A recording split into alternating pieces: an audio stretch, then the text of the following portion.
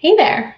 Today is October 1st, which means it is the first day of the fourth quarter of the calendar, which means new planner day. I almost choked when I was telling you that. New planner day. So exciting. And look at the inside of this one. Ooh, pretty. Anyway, so every time I do this quarterly goal update, it gets easier, which I mean you would expect, but it also gets harder because as I get through my goals or as my goals change, it's more and more difficult to really nail down what my big picture is or what I want to be doing long term, because it's easy. Like at the beginning of the year, I was like, oh, I have this income goal and I want to have a be conversational in French. Like I had a personal goal. And then you get 3 months in and then you kind of go, ooh, I don't know if those goals are really going to do it for me anymore. Or maybe I have different goals that I want to focus on. And so then you change your goals. So then 3 months later, you're like, well, life has changed. Obviously this year, pandemic, like a lot of change.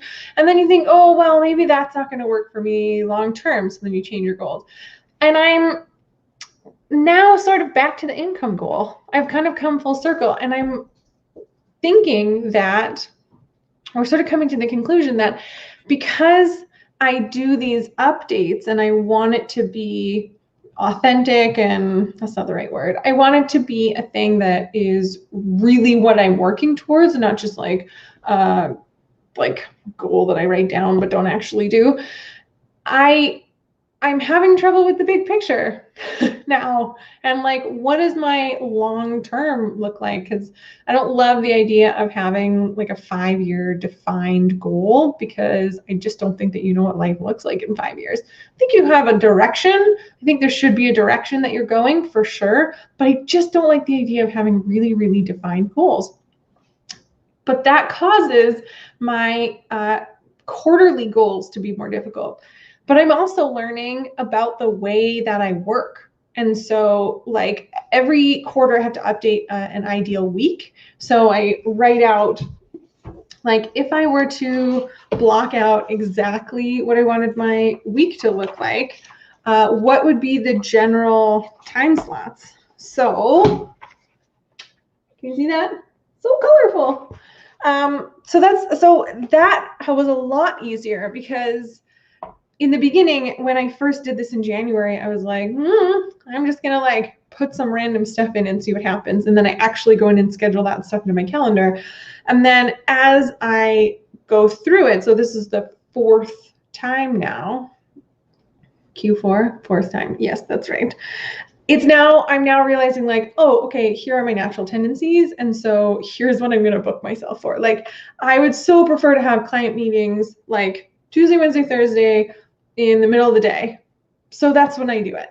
I know that if I put CEO time at the end of the day on Friday, I just don't do it because, well, I just haven't done it. In 3 months, I think I did it one time. So instead, I'm going to do it first thing Monday morning because it's a priority and I want to get it done.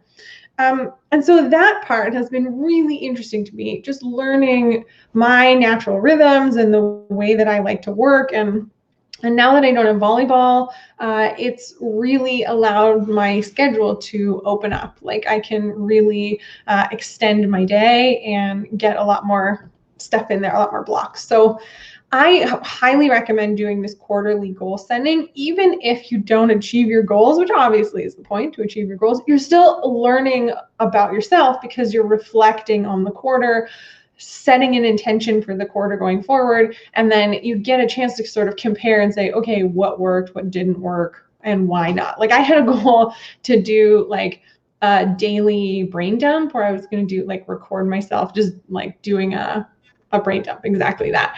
And the goal was to do it every single day. I did it one time in 90 days, one time. So not a goal anymore. And I learned that that's not how I get stuff out of my brain.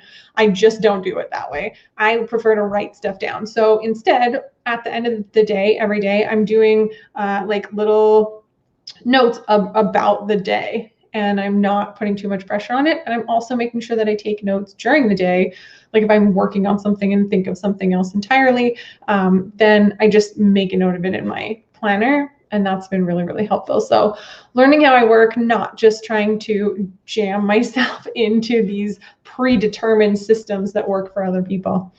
But that's how it started. That's how it started. So I really encourage you to do this quarterly goal setting, even if it's just for the sake of learning about yourself, because I know that I'm learning a lot and it's making life easier and it's making me more productive ultimately, because I'm just leaning into my strengths and not expecting my weaknesses to just go away. So that's been really helpful. I would love to know what your quarterly goal planning strategy is. Maybe you don't have one, but let me know what your goal planning strategy is, even if it's not quarterly. Maybe it's daily. Do you have daily goals? That's part of this thing, is like you do a big 3 daily goals, or daily big 3 tasks that you have to accomplish. Anyway, if one of your goals is to manage your money, get control of your finances, then you and I should chat, because I can help you with that. I have left a link to book a free 30 minutes with me. So do that, because I would love to chat with you. I hope you're doing well, and I'll see you tomorrow.